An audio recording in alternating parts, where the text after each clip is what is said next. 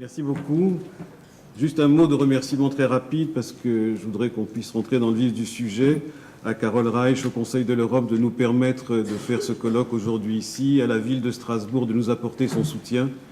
Et à vous tous qui êtes là et qui me touchez beaucoup par votre présence, je suis vraiment ravi de vous accueillir dans ce colloque qui va marquer, qui va inaugurer, j'espère, les travaux de notre association qui s'est fondée autour du projet Les Mémoires vivantes de la Shoah. De quoi s'agit-il? Tout d'abord, il faut ouvrir la définition de la mémoire vivante de la Shoah. Aujourd'hui, cette définition est restrictive. Elle concerne les survivants et très précisément le témoignage de ceux qui sont sortis des camps. On comprend donc, à partir de cette définition, l'inquiétude actuelle. Qui témoignera pour les témoins? En effet, si on garde cette conception, cette mémoire ne va-t-elle pas disparaître avec les témoins eux-mêmes? Cette question, elle tire toute son importance du fait que seul le témoignage des survivants serait à même d'assurer la transmission de la Shoah. Seul ce témoignage serait valide. Or, de quoi les survivants attestent-ils?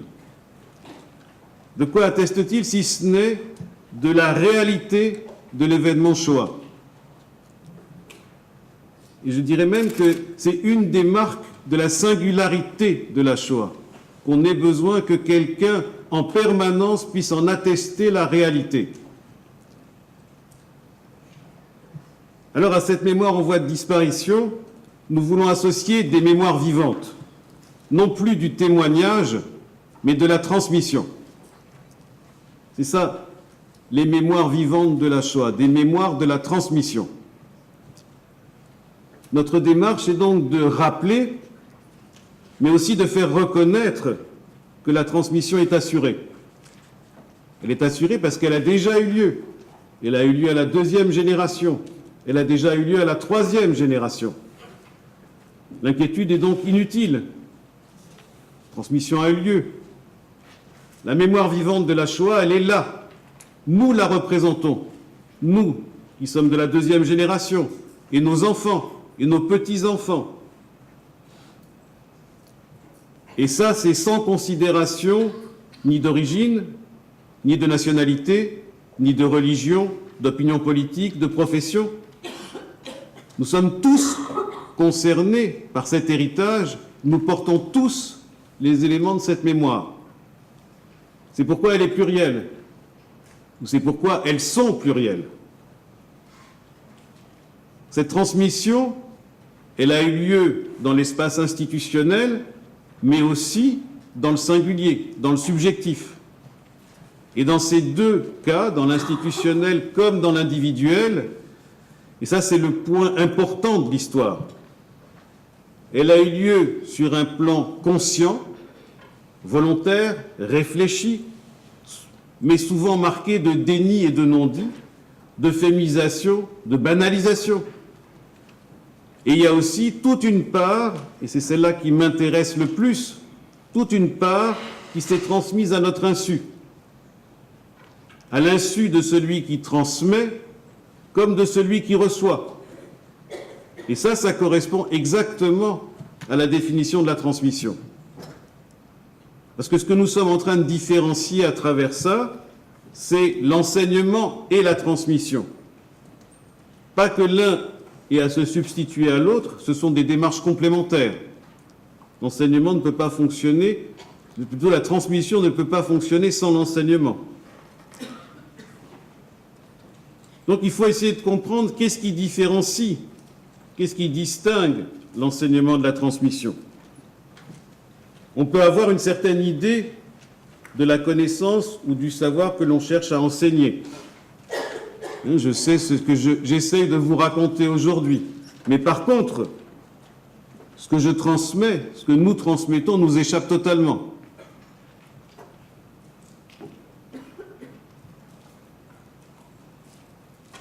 On ne transmet pas ce que l'on veut ou ce que l'on croit. Je dirais plutôt qu'on transmet ce que l'on est. Il y a dans cette opération de la transmission quelque chose qui touche à la vérité de l'être. Elle fait appel à des processus souvent inconscients, parfois surmoïques. C'est quelque chose dont je reparlerai demain en fin de journée. Enfin, en fin de nos journées. Donc, pour qu'il y ait transmission, un enseignement est nécessaire. Nécessaire, mais pas suffisant, mais nécessaire. Encore y a-t-il lieu de préciser ce qu'il s'agit d'enseigner. L'histoire, évidemment. Mais en se posant la question épineuse de savoir comment enseigner cette histoire sans y associer l'horreur et la jouissance qui accompagnent. Surtout, et c'est un des problèmes de l'enseignement de la Shoah, surtout lorsqu'elle s'appuie sur de l'image. Ce dont il s'agit de se souvenir, c'est moins de l'horreur en tant que telle, mais de ce que la Shoah a révélé. Et ce que la Shoah a révélé, c'est l'espèce humaine. Plus exactement, la Shoah ne nous permet plus de refouler encore ce qui existe au fond de l'homme, au fond de tout homme. Car si c'est un homme, rien ne me garantit que je ne sois pas cet homme-là. C'est ça le message de la Shoah. Contrairement aux autres massacres et génocides, tous ceux qu'on cherche à lui opposer, voire à lui substituer, la Shoah concerne chacun de nous, comme nous tous, c'est-à-dire elle nous concerne singulièrement et institutionnellement. Donc ce que la Shoah a révélé nous met en demeure, chacun dans sa singularité, chacun dans son système institutionnel, de vaincre Hitler en nous. Il ne s'agit donc pas du devoir de mémoire, même s'il a une place nécessaire. Donc il y a encore quelque chose à différencier. Enseignement, transmission, commémoration, devoir de mémoire, tout ça, ce n'est pas équivalent. Chacun a sa place. Mais si nous nous contentons du devoir de mémoire, ce qui est quand même prôné le plus souvent aujourd'hui, ce devoir de mémoire a une fonction de faire l'œil, de déni. Déni de ce qui est réellement en jeu. Il ne suffit pas de se souvenir d'un événement, mais de saisir son actualité en soi. C'est ça l'enjeu des mémoires vivantes. Saisir l'actualité de l'événement Shoah, aussi bien dans notre société que dans notre subjectivité. Donc vaincre Hitler en nous et dans le même temps sortir d'Auschwitz pour l'inscrire comme passé et non plus comme présent. Accepter que nous portons en nous le moment spéculaire décrit par Kazetnik. C'est un moment très important. C'est-à-dire Kazetnik, le moment terrifiant qu'il raconte de toute son expérience des camps de concentration, c'est le jour où il a croisé le regard d'un SS et où ils ont compris tous les deux que chacun pouvait être l'autre. Ça, c'est le point important. Non pas victime ou bourreau, mais victime et bourreau. Il n'y a pas de bon côté. Ça revient aussi à aborder la culpabilité actuelle que chacun porte d'être vivant, qui s'apparente au fait que nous portons tous les stigmates du complexe du survivant. Nous sommes tous des survivants. Donc le sujet de notre recherche, c'est essentiellement ce qui s'est transmis, ce qui se transmet à notre insu, que ce soit à travers l'enseignement ou à travers l'impossibilité de dire, et ce qui se transmet à notre insu aussi bien sur le plan institutionnel que sur le plan individuel. Pour ça, il est nécessaire de reconnaître, il est fondamental de reconnaître que ce qui s'est transmis à notre insu correspond à ce qui, délibérément ou non, volontairement ou non, n'a pas été abordé, n'a pas été parlé, n'a pas été pensé de l'événement Shoah. Et de l'implication de tous, aussi bien collectivement qu'individuellement, dans cet événement. Donc ce qui guide notre travail, c'est de repérer ce qui en fait symptôme. Parce que de ce qui n'est pas dit, ce qui fonctionne à notre insu, on ne peut le repérer que dans la dimension du symptôme.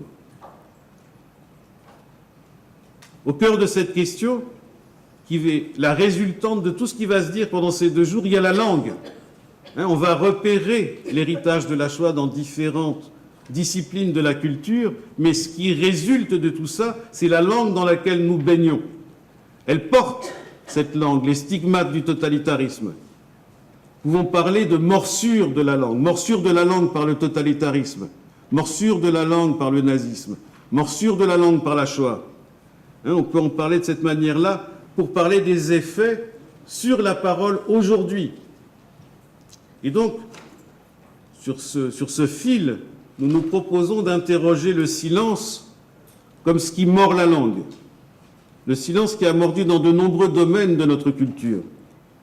Et un autre silence, ce sera l'objet de mon topo de demain, plus singulier, qui est celui de la transmission familiale, des mots interdits, des périodes proscrites dont on ne peut pas parler. Et cela peut aller très loin. Donc, le colloque d'aujourd'hui, notre proposition, notre projet de recherche s'inscrit au moment où les derniers témoins disparaissent. Donc le but du colloque est de faire un état des lieux de ce qui a déjà été transmis à la deuxième, troisième génération, état des lieux de cette question-là dans les différentes disciplines de la culture. Pour que quelque chose puisse se faire, il est nécessaire de rapprocher la Shoah de nous. C'est à ça que nous invite Aaron Appelfeld. Sortir la Shoah de cette position sacrée qui empêcherait réellement de pouvoir en parler. La Shoah a fait événement, si ce concept peut s'y appliquer. Est-ce qu'on peut parler d'événement pour la Shoah? Événement dans l'histoire contemporaine, voire dans l'histoire de l'humanité. Elle est venue questionner les limites de l'humain. Ni l'inhumain, ni le barbare. Les limites de l'humain lui-même, et de chaque humain. Et donc elle est marquée du sceau de l'indicible. Elle touche tout individu dans sa propre histoire, elle concerne la mémoire collective, c'est-à-dire l'oubli collectif. Et c'est par ce biais qu'elle touche le politique. Elle pose donc de manière radicale une question qui ne cesse de se poser dans nos réflexions sur l'histoire, l'articulation du singulier au collectif. Comment on se débrouille avec un événement qui serait marqué du sceau de l'indicible? Ce sceau de l'indicible, les témoins n'arrêtent pas d'en parler. Je pense par exemple à Robert Antelme, qui disait « Il est impossible de combler la distance que nous découvrions entre le langage dont nous disposions et cette expérience que pour la plupart nous étions en train de poursuivre dans notre corps. » Alors encore une notion très importante, la place du corps de ceux qui l'ont vécu, comme de notre propre corps, dans la mémoire de cette question.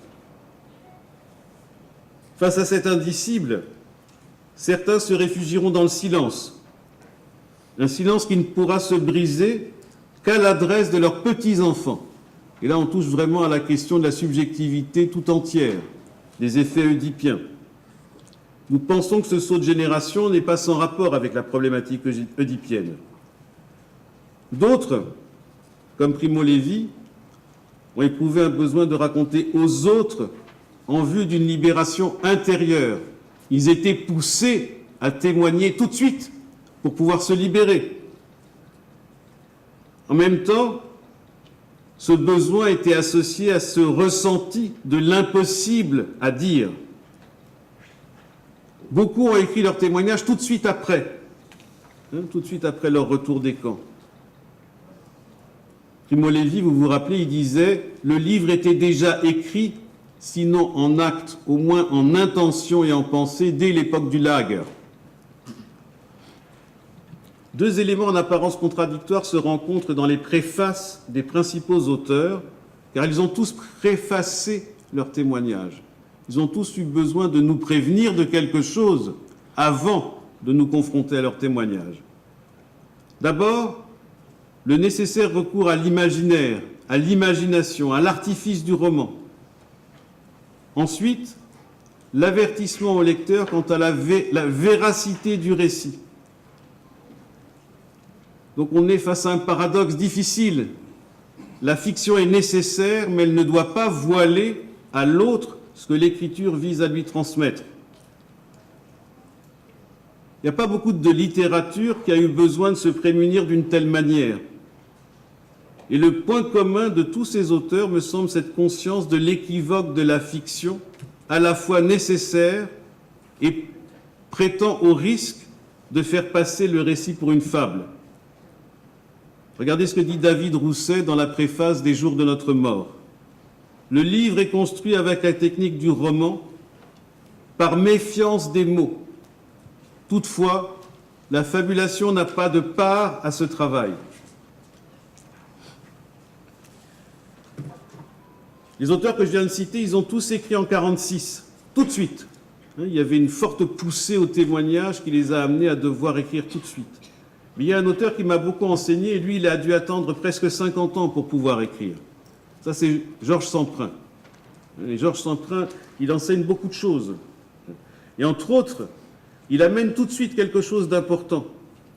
Pour lui, il ne s'agit pas d'une expérience indicible, car le langage contient tout. La question est du côté de l'autre. Qu'est-ce qui est audible pour l'autre? Est-ce qu'il peut tout entendre? Et cette question-là, je pense qu'elle a rendu mutique un certain nombre de déportés. Mais c'est pour que les choses soient audibles que seul l'artifice d'un récit maîtrisé parviendra à transmettre partiellement la vérité du témoignage.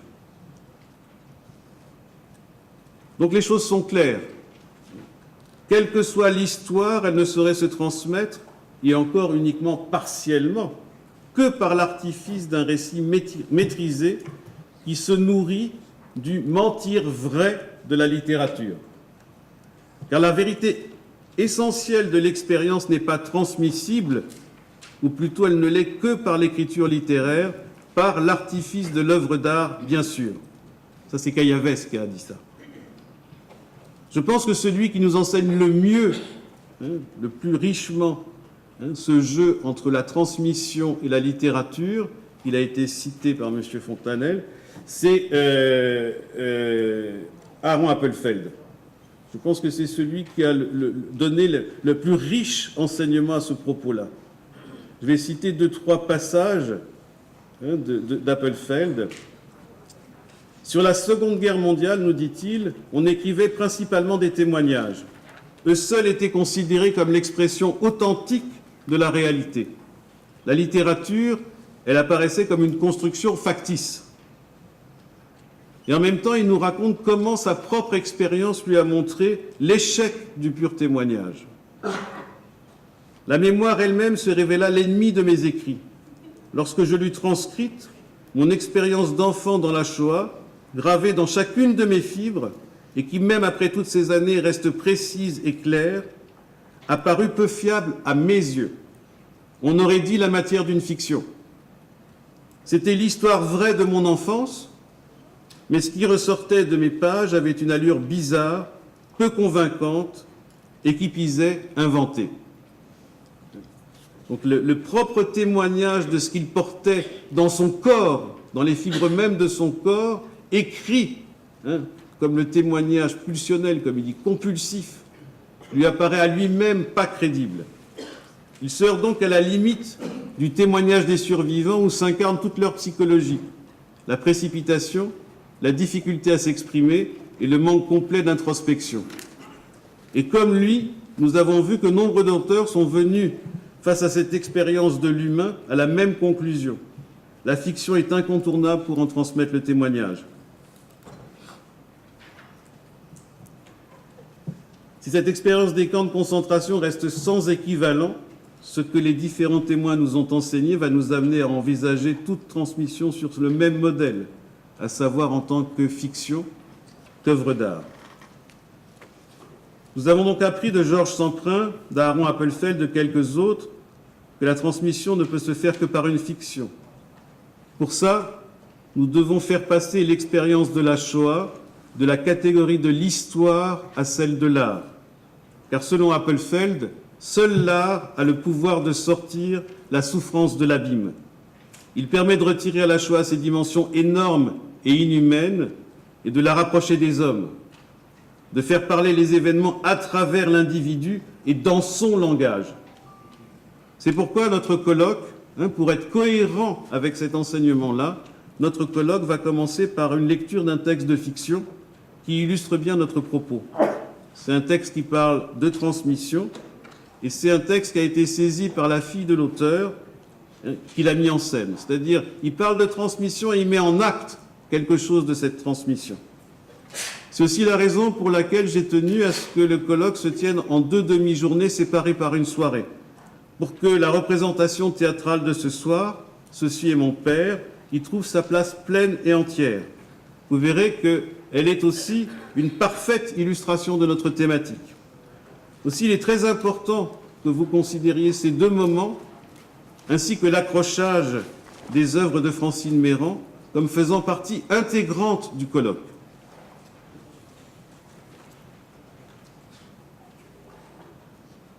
Je voudrais, avant d'ouvrir complètement ce colloque, déjà remercier très chaleureusement tous nos intervenants qui ont accepté, avec beaucoup de sympathie et beaucoup d'enthousiasme, l'exercice somme toute difficile que nous leur avons demandé et qui s'en sont tirés, vous allez le voir, avec beaucoup de panache. Je les remercie d'emblée très chaleureusement. Et donc, je vais ouvrir le colloque maintenant avec la lecture de pages de garde. Merci beaucoup.